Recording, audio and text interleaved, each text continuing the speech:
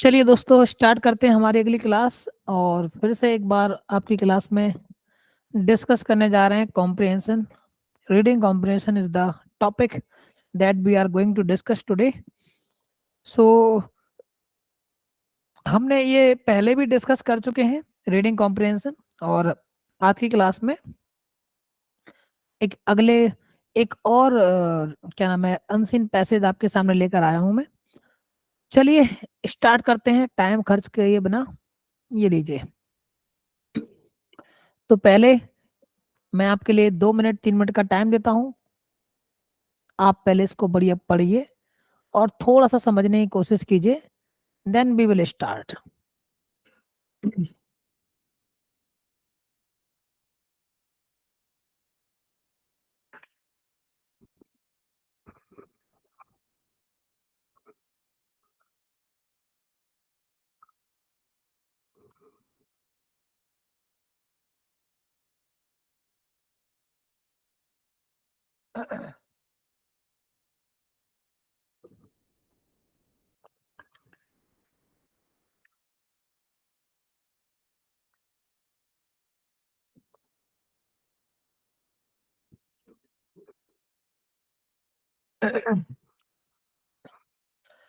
चलिए दोस्तों करते हैं शुरुआत।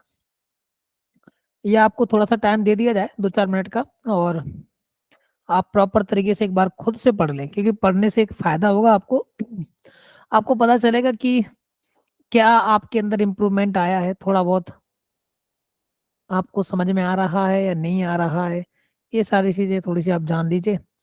तो फटाफट से आप पहले एक बार अपनी ट्राई कर लीजिए, एक बार पढ़ लीजिए, उसके बाद हम कंटिन्यू करते हैं, आगे बढ़ाते हैं। ठीक है जी, फटाफट से पढ़ें।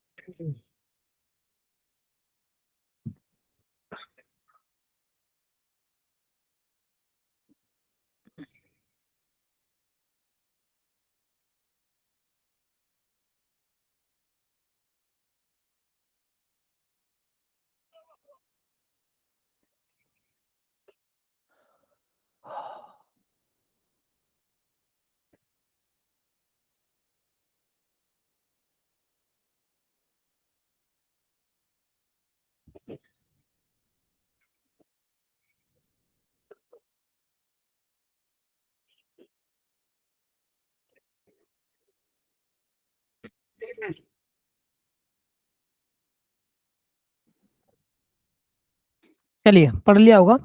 चलिए हम स्टार्ट करते हैं। लिखा है कि on a hill in the countryside there was a wood. Countryside मतलब क्या होता है? मतलब सिटी के आउटस्कर्ट्स में, सिटी के बाहर। ठीक है, तो कह रहे हैं कि on a hill in the countryside there was a wood. Wood नहीं होगा, वुड्स होगा एक्चुअली। कह रहे हैं वहां पर एक जंगल था कंट्री साइड में, मतलब शहर से थोड़ा बाहर की तरफ एक जंगल था। By the wood there was a cottage. कह रहे जंगल में ही कहीं एक कॉटेज था। कॉटेज जानते हैं, एक फिल्म आई थी ना, कृष्णा कॉटेज। कॉटेज मतलब एक टाइप का टिनी हाउस कह सकते हैं, एक छोटा सा घर था। ठीक है, तो it was a small stone cottage slightly run down looking. मतलब ढलान की तरफ बना हुआ नजर आता था, और पत्थरों से बना हुआ छोटा सा एक कॉटेज था, बड़ा ही सुंदर सा था। Surrounded by greying wooden fence, और चारों तरफ से वुडन फेंस से घिरा हुआ था। इन the cottage lived a man and a women. कह रहे उस कॉटेज में एक मैन और वुमेन रहते थे। आगे लिखा हुआ है कि the man and the women had one single wish, a beautiful baby girl. एक वो आदमी और वो औरत, दोनों की एक ही इच्छा थी, दोनों की कि एक बहुत ही प्यारी सी बच्ची हो उनके पास। दे लॉन्ग टू होल्ड हर, मतलब उनकी इच्छा थी कि वो उनके पास हो। कंफर्ट हर, उसको वो मतलब उसका उनका बच्चा हो, एक प्यारा सा छोटी सी लड़की हो जिसको वो प्यार करें, कंफर्ट करें, उसको प्रोटेक्ट करें। ठीक है, and they felt sure, surer than anything in their whole world. और वो इस चीज को फील करते थे, श्योर फील करते थे कि that they would make wonderful parents. हालांकि यहाँ पे ये कहना चाहिए था कि they would become wonderful parents, तो ये थोड़ा सा अच्छा होता कहने में, बट एक्चुअली पैसेज है तो पैसेज में तो चलता है, ग्रामेटिकल पॉइंट ऑफ व्यू को नहीं देखा जाता है। तो वो ये कहना चाह रहे हैं कि इस बात को लेकर काफी श्योर थे वे, इतने श्योर थे कि वो एक अच्छे पेरेंट्स बन के दिखाएंगे। Upstairs at the back of the cottage there was a window। कह रहे जो कॉटेज था ना उसके पीछे की साइड, मतलब उसमें ऊपर की तरफ अपस्टेयर्स एक कॉटेज के पीछे की तरफ एक विंडो थी। The window look down the हिल, और उस विंडो से नीचे की तरफ, पहाड़ी से नीचे की तरफ दिखता था। Over a field and on to a magnificent garden filled with the most beautiful delicious rampion, a wild plant known as Rapunzel with spinac like leaves and the root of the parsnip। ठीक है, ये word दिया हुआ है। मतलब एक जब वो उस खिड़की से नीचे की तरफ देखते थे ना फील्ड में, तो हिल के नीचे एक उनको एक बहुत ही सुंदर सा एक ग्राउंड, मतलब एक गार्डन नजर आता था। एक ऐसा गार्डन जो बहुत ही डिलीशियस और रैम्पेनियन, बहुत ही सुंदर रैम्पियन, मतलब एक टाइप होता है, मतलब ऐसे फ्लावर का टाइप होता है, type of flower which can be eaten actually, जिसको खाया जा सकता, मतलब उसका जो जो फ्लावर होता है ना उसके तने को खाया जा सकता है सैलेड में। ठीक है, तो उसकी बात हो रही है, उससे भरा हुआ एक बहुत ही अच्छा गार्डन था, बहुत सुंदर लगता था garden. The garden was surrounded by a high wall and belong to the biggest and most powerful of all witches. कह रहे जो गार्डन था ना वो एक बड़ी ऊंची दीवार से घिरा हुआ था चारों तरफ से, और वो जो गार्डन था वो किसका था? Biggest and most powerful of all witches, मतलब चुड़ैल कह दो, है ना एक तरीके से। तो बहुत ही पावरफुल चुड़ैलों से, चुड़ैलों चुड़ैलों का वो गार्डन था एक्चुअली, मतलब दे बिलोंग, मतलब the garden belong to those witches. तो वो जो वहां पर मतलब नेगेटिव एनर्जी मान लो ऐसे कि वो थी ना वहां पर, वो रहती थी, और उन्हीं का था वो जो गार्डन था। ठीक है, not a single soul had ever set foot in the garden for fear of the deathly consequence. बोले कोई भी पर्सन वहां जाते नहीं था पैर रखने की हिम्मत नहीं रखता था, क्योंकि उन्हें पता था कि भाई अगर पैर रखा तो ना ये जानलेवा कंसिक्वेंसेस देखने पड़ेंगे, परिणाम, कंसिक्वेंसेस मतलब रिजल्ट। तो उस डर की वजह से कोई लोग वहां जाते नहीं थे। One day the woman caught sight of the rampion from the top window of the cottage. बोले एक दिन वो जो उसके साथ महिला रहती थी ना, उसने क्या किया, खिड़की से कॉटेज को मतलब कॉटेज की खिड़की से ना उसको देखा, पौधे को, मतलब जो फ्लावर थे रैम्पियन, गार्डन में जो रैम्पियन थे उनको देखा। The plump green leaves and purple flower seemed to very mesmerize her. बोले जो बहुत ही हरी भरी पत्तियां और जो गार्डन के जो फ्लावर थे, पर्पल कलर के जो फ्लावर्स थे, उन्होंने क्या किया, उसको mesmerize किया। mesmerize का मतलब होता है to attract somebody, to attract the attention of somebody। ठीक है, किसी का ध्यान खींचना है, किसी को अट्रैक्ट करने को बोलते हैं mesmerize। मतलब अगर कोई बहुत ब्यूटीफुल है तो उसकी ब्यूटी आपको क्या करेगी, आपको mesmerize करेगी। If there is a person who is quite beautiful, her beauty would surely mesmerize you. ठीक है, तो बहुत ही ब्यूटीफुल इंसान है तो उसकी जो ब्यूटी है वो mesmerize करेगी आपको। क्या कह सकते हैं mesmerize के लिए एक और अच्छा वर्ड हिंदी में? सम्मोहित कर लेना, मंत्र मुग्ध कर देना, cast a spell over somebody. ठीक है, ये मीनिंग होता है। चलो, तो कह रहा है कि वो जो बहुत ही सुंदर सा गार्डन था ना, जो पौधे थे, फ्लावर थे, उन्होंने क्या किया, उसको mesmerize किया। As if she was enchanted by a magic spell, मतलब ऐसे मंत्र मुग्ध कर लिया उसको, ऐसे mesmerize किया जैसे कि किसी ने उस पर जादू कर दिया हो, ये ऐसा वो कहना चाह रहे हैं। Suddenly the women became week, और अचानक वो महिला थोड़ी सी कमजोर महसूस करने लगी। हर कॉम्प्लेक्शन पेल्ड, उसका जो कलर था ना वो फीका पड़ने लग गया। I must have the rampion, she said to her husband. अब वो कहने लगी अपने हस्बैंड से कि मेरे को वो रैम्पियन खाना ही पड़ेगा, I need it. I must have the rampion. अपने हस्बैंड से कहता है, आई हस्बैंड कहता है I must have it right away और आई विल श्योरली डाई। वो लड़की कहने लगी कि नहीं तुम तो अभी लेके आओ, नहीं तो मैं मर जाऊंगी। The man who knew very well of the dangers awaiting in the garden said to his wife, fear not my love, i will I will wait until dusk.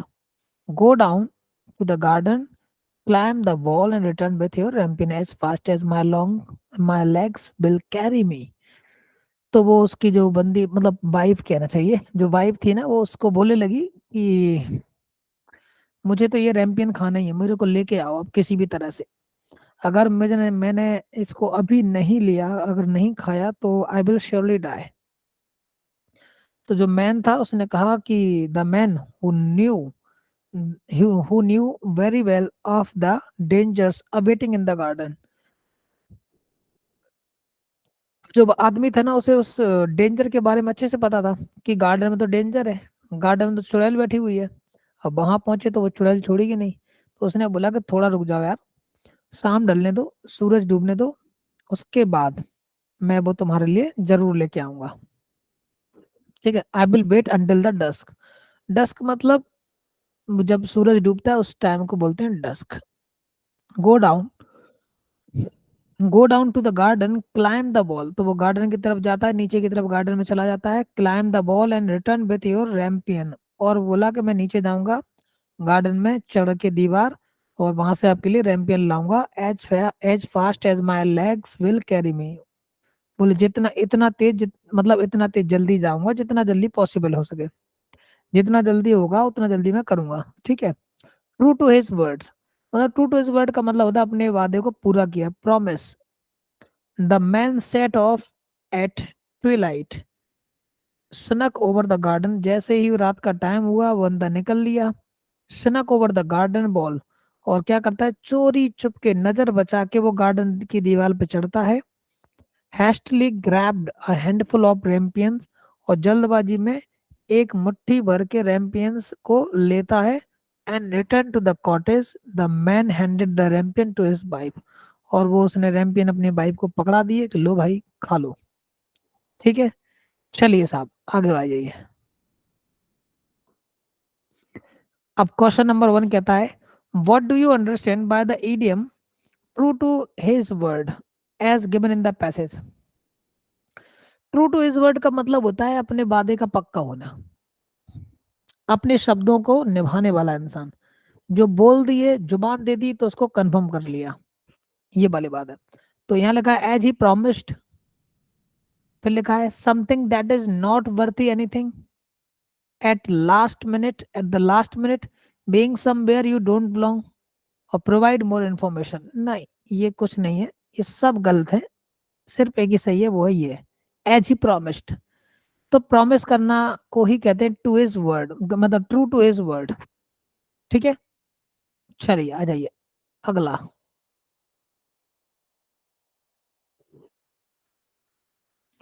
What is the meaning of the word mesmerize as given in the passage. mesmerize करना बताया था ना मैंने आपको, mesmerize करना क्या होता है।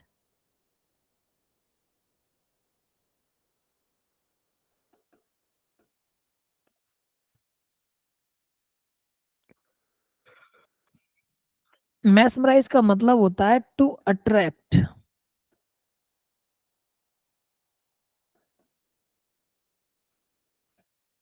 To attract somebody। किसी को अट्रैक्ट करते हैं ना, उसी को कहते हैं mesmerize करना।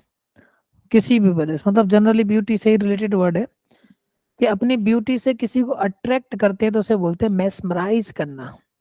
ठीक है, मंत्र मोह मतलब मंत्र मुग्ध कर लेना, ठीक है, ये मतलब होता है। कोई किसी को देख के आदमी बस, समझ गए आप। हाँ, तो अब ऑप्शन दे रखे, to hold the breath long enough to feel suffocated. भाई सफोकेटेड थोड़ी फील करना है। To hold the attention of someone to the exclusion of all else, मतलब किसी का ऐसा ध्यान मतलब मोह लेना कि उसे अब कुछ और नजर नहीं आ रहा, सिर्फ तुम नजर आ रहे हो। बिल्कुल यही है, इसी को बोलते हैं। To guide all the way, किसी को गाइड करना, बिल्कुल नहीं, गाइड नहीं करता, ये तो मिसगाइड कर देता है भाई। टू कंप्लीटली रिमूव, किसी को रिमूव कर देना, बिल्कुल नहीं। टू अकम्प्लिश और कंप्लीट एज एन ऑब्लिगेशन, नहीं, यही आंसर सही है। अगली पे आ जाओ। According to the passage, who lived in the cottage by the wood, passage के अकॉर्डिंग कौन रहता था उस कॉटेज में? तो लिखा हुआ है कि एन ओल्ड मैन, नहीं। अ यंग लेडी, नहीं। अ सेंट, नहीं। A small kid along with his grandmother, नहीं। अ मैन एंड वुमेन, ये तो बड़ा इजी था यार, कर लिया होगा आपने। अगला, what was the one thing that the people living in the cottage wished for, कह रहे कि क्या था, what was the one thing that the people living in the cottage wished for. तो कॉटेज में तो एक आदमी और एक औरत रहते थे, और उनकी विश क्या थी? उनकी विश यही थी कि उनके पास एक छोटी सी प्यारी सी सुंदर सी बच्ची हो, उनकी अपनी बच्ची हो, और उसको वो क्या करें, उसकी केयर करें, उसको प्रोटेक्ट करें, है ना। मतलब अपनी जिंदगी में एक विश रखी थी कि हमारे पास एक बच्ची हो, बस ये ख्वाहिश थी उनकी। ऑप्शन दे रखा है, not to be killed by one of the beast from the wood, ऐसा तो नहीं था। फिर लिखा है कि to be able to feed themselves in harsh weather, क्या अपने आप को ऐसे हार्श वेदर में अपने आप को अपना पेट भर सके, ऐसा था क्या? नहीं, ये भी नहीं था। To protect each other from demons, कह रहे जो डेमंस हैं, राक्षस वहां रहते हैं गार्डन वार्डन, उससे बचाना अपने आप को, ये नहीं था। To have a cute little daughter, बिल्कुल सही, यही जवाब था। To be able to get out of the woods, वो ऐसी बात नहीं थी, वो अपने मन से रहते थे, निकलना चाहते तो निकल लेते वहां से, लेकिन वो चाहते थे उनके पास एक बहुत ही प्यारी सी सुंदर सी बच्ची हो। अगला, What are what were the residents of the cottage sure about as per the passage? किस चीज को लेकर श्योर थे वो कॉटेज में रहने वाले आदमी औरत, क्या किस चीज की श्योरिटी थी उनके पास? तो ऑप्शन दे रखा है, they will find a way to get away from the boat, कह रहा वो उनको वो आगे चल के रास्ता ढूंढ लेंगे कि कैसे निकलना है जंगल से। जंगल से निकलने ही नहीं था उनको यार। कह रहे a baby boy will be born to them, कह रहे एक लड़का होगा उनके लिए, लड़का नहीं होगा, लड़का तो चाहते नहीं थे, चाहते थे लड़की हो जाए। फिर कह रहे someone will come to their rescue, बोले उनको बचाने के लिए कोई ना कोई आएगा। बचाना क्यों जाएगा, वो तो भाई प्रॉब्लम में थे ही नहीं, उनको लगती नहीं थी problem. They will survive no matter what, कह रहा वो बचेंगे चाहे कुछ हो जाए, नहीं नहीं नहीं, ये बात नहीं थी। They would make great parents, यही आंसर था कि वो एक अच्छे पेरेंट्स बनेंगे। According to the passage, whom did the garden belong to, कह रहा वो गार्डन था किसका? कह रहे पावरफुल विच का था, ओल्ड गार्डनर का था, द मैन एंड वुमेन का था, the guard of the wood, the fairies, fairies मतलब परियां, परियों का नहीं था वो था चुड़ैलों का। सो ये आंसर हो जाएगा। सही है गलत है?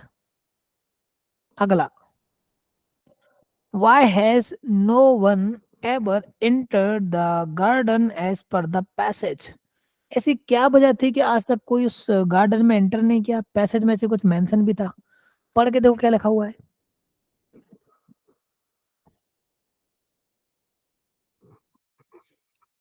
कह रहा है कि no one was aware of its existence, कह रहा है किसी को पता ही नहीं था कि वो गार्डन था कि नहीं था।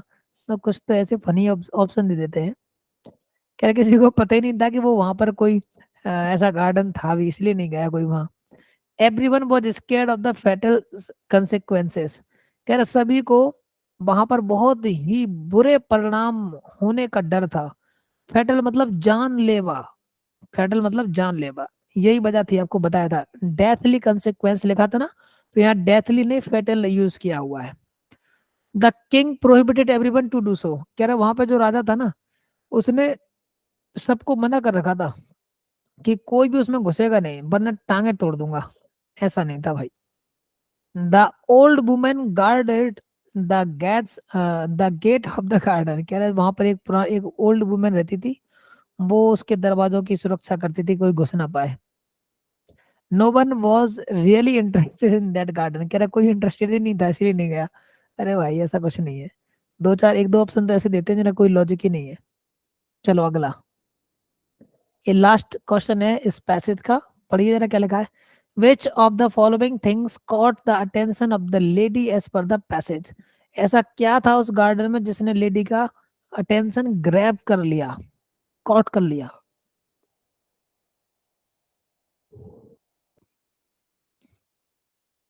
तो ऑप्शन है Lofty trees touching the sky, कह रहे बहुत ही ऊंचे ऊंचे पेड़ थे। राउंड लिटिल एलो फ्लावर्स, कह रहे बहुत ही गोल एलो फ्लावर्स थे। Plump green leaves purple flowers, ये था क्या। The grass greener than the colour itself, colourful butterflies in the garden, नहीं यही था ऑप्शन सी। तो लो भाई हो गया ये कंप्लीट, समझ में आ गया होगा। ये रहा अगला पैसेज, बहुत ही छोटा है, 2 मिनट का टाइम है, फुर्ती में इसको पढ़ के दिखाओ, बहुत ही छोटा पैसेज है।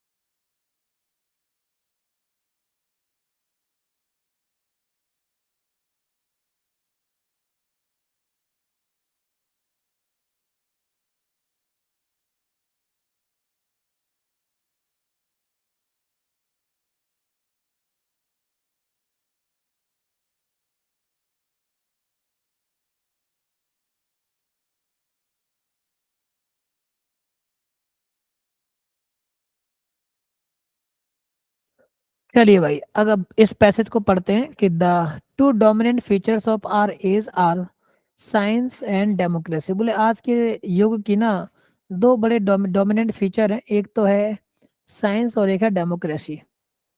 एक तो विज्ञान होना चाहिए और एक डेमोक्रेसी होना चाहिए। They have come to stay, और ये ऐसे हैं कि जो स्टे करेंगे करेंगे, ठीक है। We cannot ask educated people to accept the deliverance of faith without rational evidence। बोले हम पढ़े लिखे लोगों को ना मजबूर नहीं कर सकते, उनको बोल नहीं सकते कि तुम इसको एक्सेप्ट कर लो, कोई अपने किसी भी धर्म को या रिलीजन, मतलब रिलीजन फेथ वगैरह को बिना किसी तार्किक कारण के, है ना। हम नहीं कर सकते फिर मतलब लोगों को फोर्स, क्यों। क्योंकि भाई लोग नहीं मानेंगे भाई। आज के टाइम में क्या है कि आप जैसे हर एक रिलीजन में ऐसा ही होता है, चाहे हिंदुइज्म हो या कोई भी रिलीजन हो, लोग बोलते हैं कि किसी भी धर्म के बारे में कोई बात हो रही होती है तो लोग, दो धार्मिक बातें होती हैं, जनरली बहुत सारी धार्मिक बातें ऐसी भी होती हैं जो थोड़ी सी साइंटिफिक नजर नहीं आती। तो जो जो चीजें साइंटिफिक नजर नहीं आती हैं तो लोग उनमें बिलीव अब करते नहीं, क्योंकि आज का व्यक्ति जो है ना वो उन चीजों में बिलीव करता है जो साइंटिफिक है, लॉजिकल है। पहले के इंसान मतलब पहले के इंसान बिलीव कर भी लेते थे, अब नहीं करते बिलीव। एजुकेटेड लोगों को तो आप और भी नहीं बना सकते, वो तो कहेगा नहीं भाई इसके पीछे कुछ तर्क हो तो बताओ, नहीं तो फिर छोड़ो। Whatever we are called upon to accept must be justified with the supported by reason and supported by reason. कह रहे हमसे जो कुछ भी कहा जा रहा हो या कहा जाता हो वो कुछ ऐसा होना चाहिए जो किसी लॉजिक या रीजन को सेटिस्फाई करता हो। ऐसा ना हो कि मतलब हवाबाजी है कि ये बोल दिया वो बोल दिया, लोग बिलीव नहीं करते, मतलब सीधी सी बात है आज के जमाने में। और मैं यहाँ पर किसी रिलीजन के बारे में स्पेसिफिक होकर बात करना नहीं चाहता, क्योंकि ये थोड़ा सा सेंसिटिव मुद्दा है, हम इस पे बात नहीं करेंगे, नॉर्मल बात करेंगे। और ये एक जनरल फैक्ट है कि आजकल के जो लोग होते हैं काफी प्रैक्टिकल हो चुके हैं, मतलब वो फेथ वगैरह में बिलीव करते हैं, नहीं भी करते हैं बहुत सारे लोग, और कर काफी लोग फिर ये भी बोलते हैं कि भाई इसकी कोई लॉजिकल एक्सप्लेनेशन है क्या, नहीं है तो हम क्यों माने। तो इसलिए उनकी अपनी अपनी सोच है, और एजुकेटेड लोगों को तो अब और भी नहीं बोल सकते, वो आपको ही गलत ठहरा देंगे, ठीक है। खैर ये धर्म सपना आस्था का मैटर होता है। खैर आगे बढ़ते हैं। आगे लिखा हुआ है otherwise our religious beliefs will be reduce to wishful thinking. तो अगर हमने ऐसी कोई लॉजिकल एक्सप्लेनेशन न दे पाए तो जो हमारे जो रिलीजियस बिलीफ है ना, वो घट के सिर्फ एक विशफुल थिंकिंग बच जाएगी। मतलब लोग बस ये मान लेंगे हाँ लक है एक टाइप से, या कोई चीज कुछ करना चाहते हैं तो बस ऐसे ही जैसे कि एज अल्लाह हम ट्रीट करने लगे कि भगवान ऐसा हो जाए, प्रभु ऐसा हो जाए, वैसा हो जाए, समझ रहे हो आप, ऊपर वाले ऐसा हो जाए, वो उस तरह से ट्रीट करने लगेंगे अगर हम किसी तरह से उसके लॉजिकल एक्सप्लेन ना कर पाए तो। Modern man must learn to live with a religion which commends itself to his intellectual conscience to the spirit of science। कह रहे एक जो मॉडर्न मैन है ना, उसको एक उसको मस्ट लर्न, उसको सीखना चाहिए, एक ऐसे रिलीजन के साथ जीना सीखना चाहिए जो आपको धर्म से जुड़ना भी सिखाता हो और आपको साइंस को मानना भी सिखाता हो। मतलब साइंस के जो चीजें हैं, साइंटिफिक चीजें, उनको उनको भी यूज करना आना चाहिए और अपने धर्म की भी बातें मां सुननी चाहिए। एक ऐसा इंसान होना चाहिए जो अपने स्पिरिचुअल पावर को भी यूज कर पाए, ठीक है, स्पिरिचुअल पावर को भी समझ पाए वो, और साइंटिफिक एनर्जी, साइंटिफिक चीजों को भी बिलीव करे। साइंटिफिक चीजों को तो बिलीव दुनिया करती है, लेकिन जो ऐसा धर्म होना चाहिए जो साइंस और स्पिरिचुअलिटी दोनों को सपोर्ट करता हो, ठीक है, ये कहना चाह रहा है। To the spread of science, अब लिखा है development of every human being irrespective ऑफ his caste, creed, community or race, any religion which divides man from man or support privilege, exploitation, wars cannot commend itself to us today। तो कह रहा है कि एक ऐसा ही धर्म होना चाहिए जो साइंस को भी सपोर्ट करता हो, और क्या करता हो, एक अपनी स्पिरिचुअलिटी भी हो अपनी, और साइंस को भी समझता हो, साइंस को भी मतलब सपोर्ट करता हो। ऐसा धर्म ना हो, ऐसा धर्म ना हो जो कि क्या करता हो। अच्छा, इसके एक लाइन बीच में से हुई दोस्तों, beside religion should be the sustaining faith of democracy which insist on the intellectual and spiritual development. मतलब ऐसा धर्म होना चाहिए जो क्या करे कि जो डेमोक्रेसी को भी सस्टेन करे, डेमोक्रेसी बनी रहे, ठीक है, उसको भी सपोर्ट करता हो, और इंसान की इंटेलेक्चुअल और स्पिरिचुअल डेवलपमेंट दोनों को ही साथ साथ डेवलप करता हो। स्पिरिचुअलिटी को भी डेवलप करे, उसके इंटेलेक्चुअल को भी डेवलप करे, ठीक है। ऐसा ना हो कि एक ऐसा धर्म जो कि किसी को कास्ट के बेस पर, क्रीड के बेस पर, कम्युनिटी के बेस पर, रेस के बेस पर, मतलब जाति, नस्ल, ऊंचाई, नीचाई, किसी बेस पर उसको डिवाइड करता हो। ऐसे रिलीजन नहीं होना चाहिए, और आज के जमाने में ऐसा रिलीजन बिल्कुल नहीं होना चाहिए जो एक इंसान को दूसरे इंसान से डिवाइड करता हो on the basis of caste, religion, किसी भी चीज पर। मतलब ऐसा कोई धर्म ही ना हो, ठीक है, और ऐसा धर्म अब होना भी नहीं चाहिए, ये कहना चाह रहा है अल्टीमेटली। तो इन the passage it is said that democracy, democracy क्या है, should aim at the intellectual growth of the people. कह रहे डेमोक्रेसी को ना इंटेलेक्चुअल लोगों की ग्रोथ पर फोकस करना चाहिए, एम करना चाहिए। शुड स्ट्रेंथन रिलीजन, क्या डेमोक्रेसी को रिलीजन को मजबूत बनाना चाहिए। कह रहा है कि should work for spiritual development of every human being. तो ये थर्ड वाला ऑप्शन तो बिल्कुल सही है, लेकिन थर्ड वाले के साथ साथ फर्स्ट ऑप्शन भी सही है कि इंटेलेक्चुअल डेवलपमेंट भी होनी चाहिए और स्पिरिचुअल डेवलपमेंट भी होना चाहिए। तो फिर एक और तीन, यानी कि आंसर होगा डी। अगले पे आइए, which of the following is correct, इनमें से क्या करेक्ट है जरा देख लो। A good religion supports war if necessary, कह रहा है जो अच्छा रिलीजन होता है ना वो वॉर को सपोर्ट करता है अगर जरूरी हो तो। A good religion grants a number of privilege to the people, कह रहा है अच्छा रिलीजन जो होता है ना बहुत सारे अधिकार देता है प्रिविलेज लोगों के लिए, अंडर प्रिविलेज लोगों के लिए। A good religion divides man to man, कह रहा है एक अच्छा रिलीजन लोगों को बांटता है, डिवाइड करता है। कह रहा है good religion support democratic system, यही सही है भैया, ऐसा होना चाहिए जो डेमोक्रेसी को सपोर्ट करता हो। The right of the passage stress the importance of, किस चीज पर स्ट्रेस दिया उसने, कह रहा धर्म को मानो, साइंस को मानो, या डेमोक्रेसी को मानो। नहीं, साइंस एंड डेमोक्रेसी दोनों को मानो। ऐसा रिलीजन होना चाहिए जो साइंस को भी सपोर्ट करता हो, डेमोक्रेसी को भी सपोर्ट करता हो। सही है। Which of the following is correct, ये तो हो गया ना, हो, आगे बढ़िए। The writer says that educated people educated people are likely to accept faith not supported by reason. Writer कहता है कि जो एजुकेटेड पीपल है ना, वो are likely to accept faith not supported in reason. अब बताओ, पहले ही पेज में लिखा था कि जो एजुकेटेड लोग हैं ना, उनको ये समझाना बड़ा मुश्किल हो जाएगा, कोई भी चीज बिना तर्क के, वो बिना तर्क के एक्सेप्ट ही नहीं करेंगे, तो ये तो गलत हो गया। People should have unquestionable faith in religion. कह रहा है कि जो लोग हैं ना, उनके दिमाग में धर्म के प्रति आस्था होनी चाहिए बिना किसी लॉजिक के। हट। Faith and reason are two separate entities. कह रहा है फेथ और रीजन है ना, ये दोनों अलग अलग चीजें हैं। ऐसा है क्या? नहीं। Faith without rational evidence may not be acceptable. यही आंसर है, सब गलत है बाकी। ये सही है, डी ऑप्शन। बात समझे कि नहीं समझे? ये पहले ही उसमें लिखा था ये। D is the right answer. अगला, the writer of the passage stress. अबे आगे बढ़ना था दोस्तों। ओ, ये वाला हो गया क्या? इसके पीछे वाला हो गया है, इसके अगले वाला ये है। What according to the writer is the role of religion in the present age? मतलब राइटर के अकॉर्डिंग रिलीजन का क्या रोल है आज के युग में, प्रेजेंट एज में क्या रोल है? तो कह रहा है to promote rational thinking, to include scientific spirit, to inculcate scientific spirit in the man. और कह रहा है कि strengthen faith in democracy, to develop faith in God. ये है, इंसान के अंदर साइंटिफिक स्पिरिट आ जाए, inculcate scientific spirit in the man. यही आंसर होगा। लीजिए भाई, एक और पैसेज अगला आपके सामने है, फटाफट से इसको लिख पढ़ डालो, फटाफट से सॉल्व करो। और 5 मिनट का समय है आपके पास, याद कर लीजिए।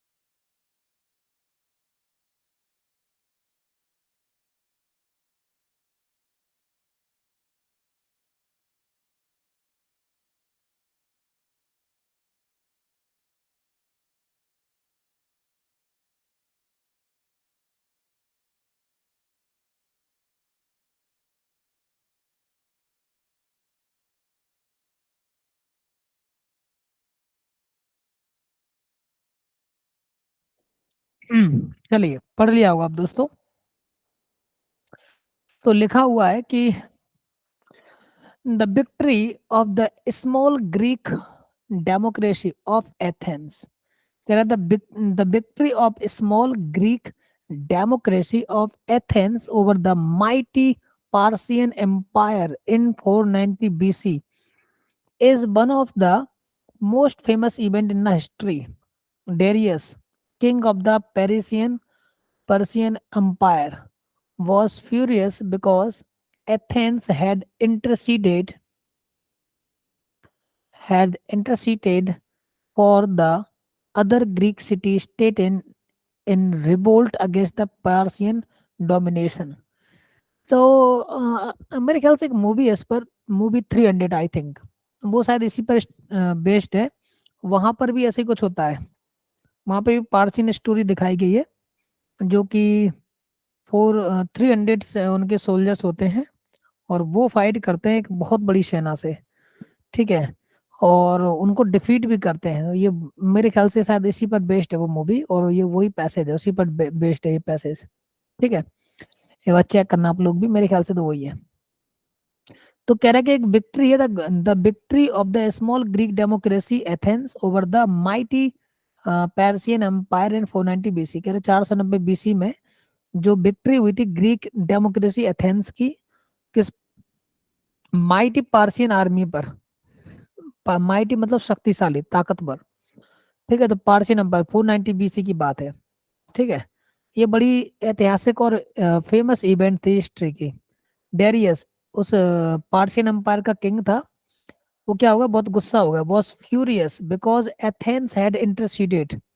तो कह रहा है इसलिए गुस्सा हो गया था क्योंकि जो एथेंस थे ना, उन्होंने इंटरसीड कर दिया था other Greek city to in revolt against the Persian domination. तो जो पार्सियन डोमिनेशन चल रहा था ना ग्रीक के कुछ शहरों पर, तो उसी में से किसी शहर में क्या किया उन्होंने, इंटरसीड किया, इंटरवीन कर दिया मामला। रिवोल्ट मतलब एक तरीके से क्रांति की तरह है, वहां रिवोल्ट कर दिया। अब इन एंगर, गुस्से में क्या होता है, the king sent an enormous army to defeat Athens. गुस्से में क्या करता है वो, कि जो राजा था ना, एनॉर्मस आर्मी भेजता है। एनॉर्मस मतलब शक्तिशाली और बड़ी संख्या में आर्मी भेजता है एथेंस को हराने के लिए। He thought it would take drastic step to pacify the rebellious part of the empire. उसने सोचा कि भाई चाहे कुछ हो जाए, बहुत ही ड्रास्टिक कदम लूंगा, बहुत ही कड़े कदम लेना है, ताकि जो रिवेलियंस है, रिवेलियस समझते हो मतलब जिस टाइप के जो, क्या कहना चाहिए, क्रांतिकारी, जो क्रांतिकारी कदम उठाए जा रहे हैं ना, उनको दबाने के लिए, पैसिफाई मतलब उनको शांत करने के लिए, दबाने के लिए। लेकिन क्या होता है आगे चल के, Persia was ruled by one man. जो पेर्सिया था ना, वो एक आदमी के द्वारा रूल किया जा रहा था। In Athens however all citizen help to rule. Athens में क्या करते थे, सारे सिटीजन एक दूसरे को हेल्प करते थे रूल करने के लिए, ठीक है। इनोवर्ल्ड बाय द पार्टिसिपेशन, और ये सभी लोग एक दूसरे से पार्टिसिपेशन के साथ काम करते थे। Athenians were prepared to die for their city state. हालांकि जो एथियंस थे ना, वो तैयार थे मरने के लिए, अपने शहर के लिए, अपने राज्य के लिए, अपने देश के लिए मरने को तैयार थे कि चाहे कुछ हो जाए। Perhaps this war was the secret of the remarkable victory at marathon. और ये ही शायद यही वो वजह थी, जो सीक्रेट था उनके विजय, बहुत बड़ी जीत का मैराथन में, क्योंकि वो मरने को तैयार थे ना, जो होगा देखा जाएगा। Which freed them from the Persian rule, और उसी वजह से उन्होंने पार्सियन रूल से फ्री भी हो गए। On their way to Marathon the Persian tried to fool some Greek city states by claiming to have come in peace, ठीक है। उन्होंने क्या किया कि कई जगह पर जो ग्रीक सिटी के जो स्टेट थे ना, उनको कहीं ना कहीं फूल करने की कोशिश की, बनाने की कोशिश की।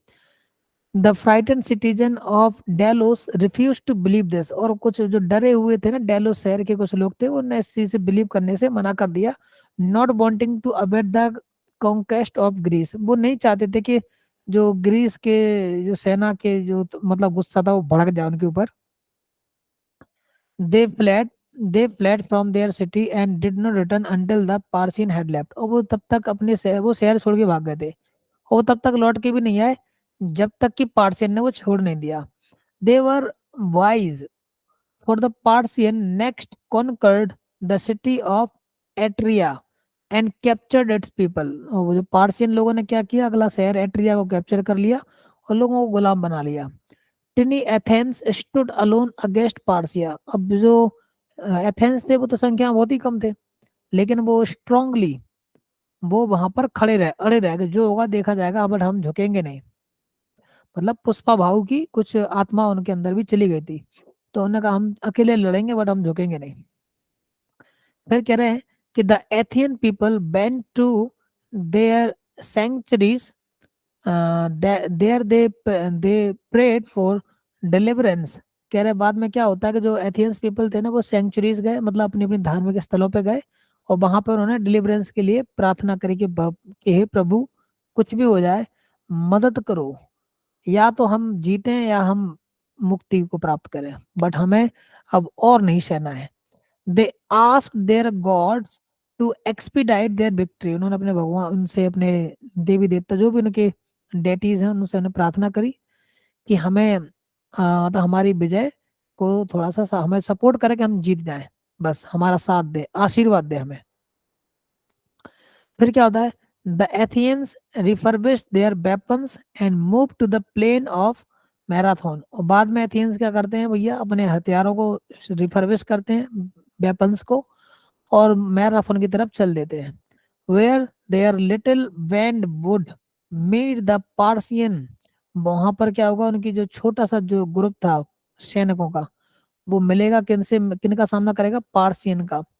Eight the last moment soldiers from Plataea reinforced the Athenians troop. Last moment में एक प्लेटिया जो जगह थी उसके भी कुछ लोगों ने सपोर्ट करा, वो भी एथियंस ट्रूप को ज्वाइन कर लेते हैं। फिर the the Athenian army attacked and Greek citizen fought bravely. बाद में जो एथियन आर्मी थी ना, उन्होंने अटैक करा और बहुत ही बहादुरी से वो लड़े। The power of the mighty Parthian was upset by the love that Athens had for their city। तो जो माइटी पर्सियन सेना थी ना, उनका जो वो जो अपसेट हो गई, वो मतलब उससे हार गई, जो मतलब एथियंस लोगों से जिनके दिल में अपने शहर के लिए प्यार था, उसके आगे उन्हें झुकना पड़ा। ठीक है। बाद में क्या होता है, एथियंस डिफीट द पार्सियन इन आर्करी। तो एथियंस उनको हरा देते हैं पार्सियन को। एंड हैंड कॉम्बैट, लड़ाई हाथ पैर की जो लड़ाई होती थी, तीरों से जो लड़ाई होती थी, उसमें क्या करता है कि पार्सियन लोगों को वो एथियंस हरा देते हैं। ठीक है। अब आगे क्या होता है,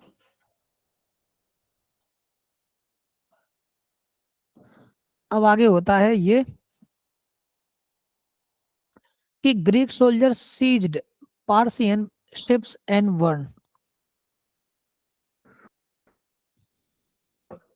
बढ़िया। तो फिर क्या होता है कि वो उनको हरा देते हैं। फिर कहते हैं ग्रीक सोल्जर्स क्या करते हैं, सीज कर देते हैं पार्सियन शिप्स। पार्सियन लोगों के जो शिप थे उनको सीज कर देते हैं, बर्न कर देते हैं। And burn them and the Persian fled in terror. बाद में जो पार्सियन थे ना, डर के मारे भागते हैं वो। Herodotus a famous historian reports that 6400 Persian, मतलब 6400 Persian died compared with only 192 एथियंस। बताओ, कह रहे 6400 पार्सियन को हराया था उन्होंने, मारा था, मतलब डाइड हो गए थे, मर गए थे, और एथियन सिर्फ 192 मरे थे। ठीक है। तो दोस्तों ये होती है मतलब अपने जमीन के लिए प्यार, अपने धरती के लिए प्यार, अपने देश के लिए प्यार। और जब हमारे देश के लिए अपने अंदर जब प्यार होता है तो इंसान ऐसे ही लड़ता है। 192 64 पे भारी पड़े थे, सोचो। चलिए, तो ये इसको अब क्वेश्चन सॉल्व करना शुरू करते हैं। ये रहा पहला क्वेश्चन, आप इसको आंसर कीजिए, तब तक मैं चाय पीता हूँ, आपको जवाब भी देता चलूंगा।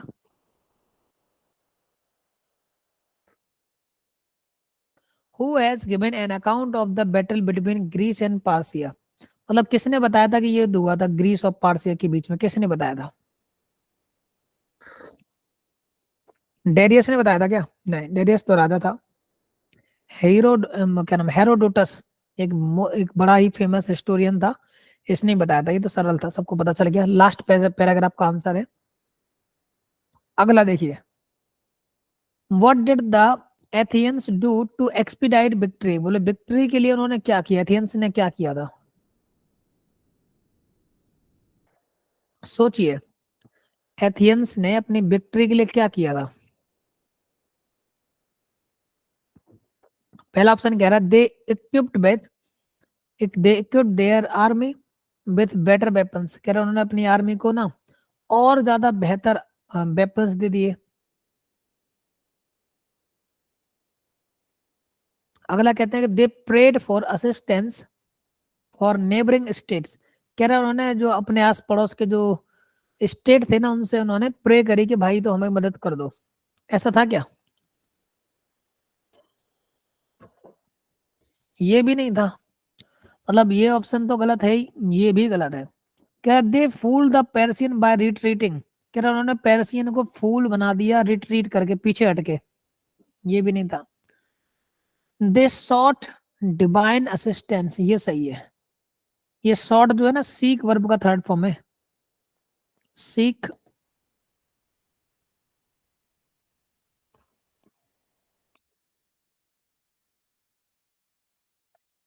Short, sought, first, second, third. चलिए तो समझ में आ गया होगा आपको, ये भी इजी था। अगला, Marathon was the place where, क्या मैराथन एक जगह थी जहां पर क्या हुआ था बताओ? पीपल बेंट टू सेंचुरीज, कह रहे सेंचुरीज जाते थे लोग, धार्मिक स्थानों पे जाते थे। डेरियस रूल्ड, वहां पर डेरियस का रूल था। एथियंस अचीव्ड विक्ट्री, एथियंस को विजय मिली थी। ग्रीक सीज्ड पर्शियन शिप्स, नहीं, यहाँ पर पहली सफल, मतलब ये बहुत बड़ा जो हिस्टोरिक जो वॉर था ना वहां पर एथियंस को विक्ट्री मिली थी, वो जगह का नाम था मैराथन। आगे, in the passage intercede means to, तो इंटरसीड का क्या मतलब था? कह रहा है कि argue in favour of somebody something, किसी के फेवर में आर्ग्यू करना, नहीं। जस्टिफाई विद द एग्जाम्पल, किसी चीज को जस्टिफाई करना एग्जाम्पल से, नहीं। कह रहा है कि सपोर्ट विदाउट एनी कंडीशन, क्या सपोर्ट करना, नहीं। Intervene on behalf of, intervene करना ही था। अगला क्वेश्चन, आगे देखो। This is a passage about, तो ये पैसेज किस बारे में है जरा बताओ?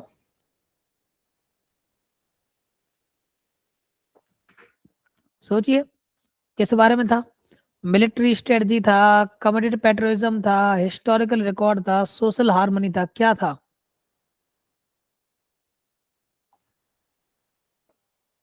एक आध क्वेश्चन तो करके दिखाओ भाई।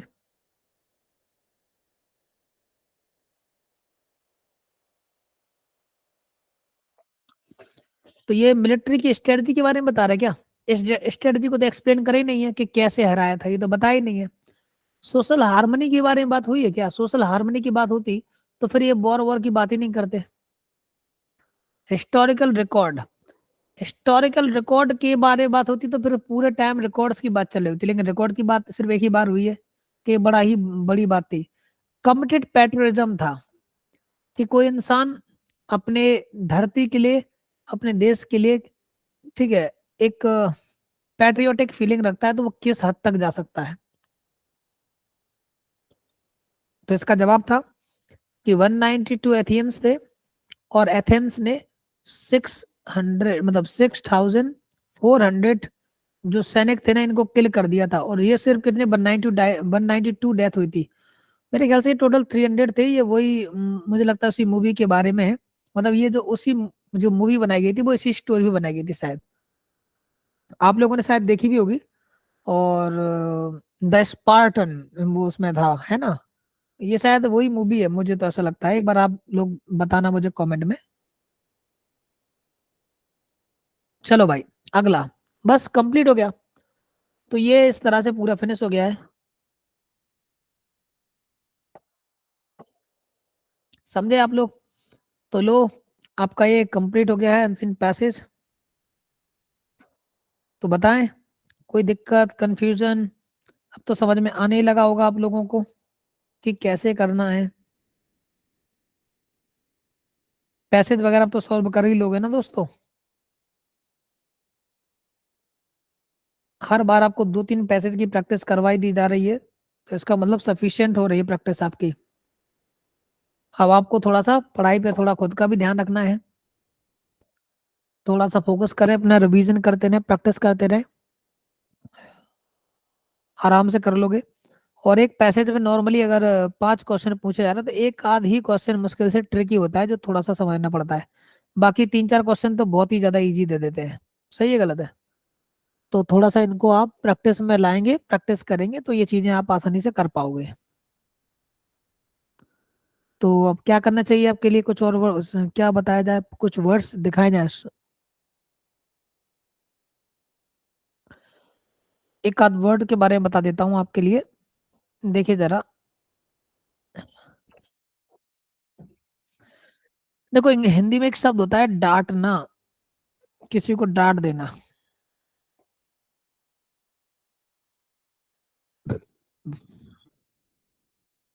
डाँट देना। इसके लिए इंग्लिश में क्या-क्या बोला जाता है? एक कॉमन शब्द है स्कॉल्ड।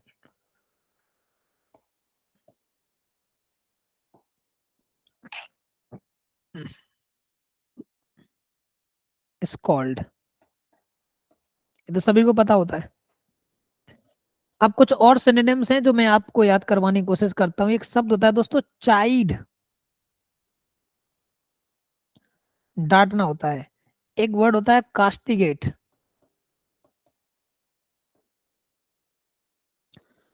एक वर्ड होता है स्कूल, स्कूल मतलब भी डाँटना ही होता है यहाँ पर। शिक्षित करना, डाँट फटकार के शिक्षित करना। एक वर्ड होता है रेप्रिमेंड।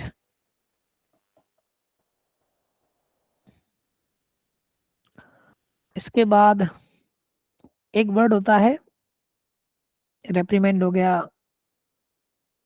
कास्टिगेट हो गया, चाइड हो गया, स्कूल हो गया। और क्या होता है दोस्तों? Take two lesson. चलो इन्हीं 4 वर्ड्स को सिखाता हूँ पहले तो। कैसे इनका मतलब, इस सब का मतलब होता है डाँट देना। तो डाँटने के लिए ये सारे वर्ड्स यूज़ किए जाते हैं, ठीक है? और हालाँकि एक आध वर्ड और भी है, जैसे कि लैम्बेस्ट होता है एक वर्ड, लैम्बेस्ट। डाँटना, क्रिटिसाइज़ करना, ये मतलब होता है लैम्बेस्ट का। तो इनको किस तरह से याद करेंगे? तो देखिए मैं बताता हूँ। पहले तो इसको थोड़ा-सा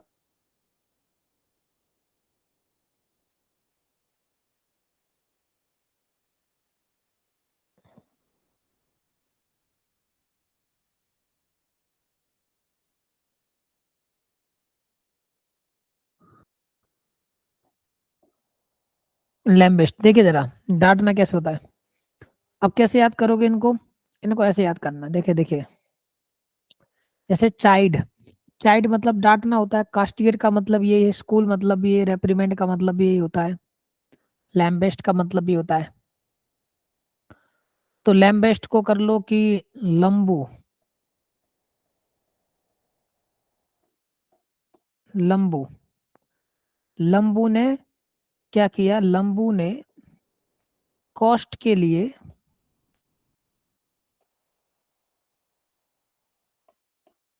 लंबू ने ज़्यादा कॉस्ट पर, ऐसे कर दो, ज़्यादा कॉस्ट पर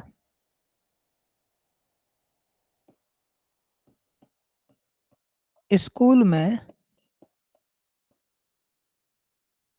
चाइल्ड को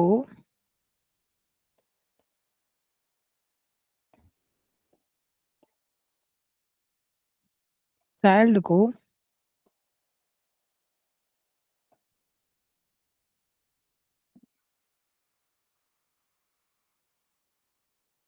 डाँट दिया, ऐसे कर लो। तो कुछ वर्ड्स तो आपको याद हो ही जाएँगे। ठीक है, स्टोरी समझ लेना एक बार। कह रहा है कि लंबू ने ज़्यादा कॉस्ट पर स्कूल में चाइल्ड को डाँट दिया। तो लंबू से करना लैम्बेस्ट, ठीक है? कॉस्ट से करना कास्टिगेट, स्कूल से स्कूल, चाइल्ड से चाइल्ड। तो अगर लंबू ने ज़्यादा कॉस्ट पर स्कूल में चिल्ड्रन को, चाइल्ड को डाँट दिया। तो इन सब का मतलब होता है डाँटना। चाइल्ड का मतलब भी डाँटना, कास्टिगेट, कॉस्ट से कास्टिगेट, स्कूल से स्कूल, लंबू से लैम्बेस्ट, ठीक है। और रेप्रीमेंड का मतलब भी डांट नहीं होता, लेकिन अब इसको फिट नहीं कर पाया अपन इसमें, तो इसको भी याद कर लेना, रेप्रीमेंड मतलब डांट देना। तो रेप्रीमेंड मतलब होता है डांटना। तो चाइल्ड है, कास्टिगेट है, स्कूल है, रेप्रीमेंड है, लैम्बेस्ट है, इन सब का मतलब होता है किसी को डांट फटकार लगाना। तो ये हो गया भैया, आपको इस तरह से सिनोनिम्स याद करने हैं, और इनको भी लिख लेना स्कॉल्ड के लिए। ये 4-5 सिनोनिम्स आपको मैंने बता दिए हैं, याद करते रहना। और अपना वोकेबलरी तो याद कर ही रहे हो, पैसेज की प्रैक्टिस करते रहिए, ठीक है। बाकी हम अगले सेशन में मिलेंगे, तो आपको और भी प्रैक्टिस करवाएंगे। तब तक अपना ख्याल रखें, पढ़ाई करें। Thank you so much. जय हिंद।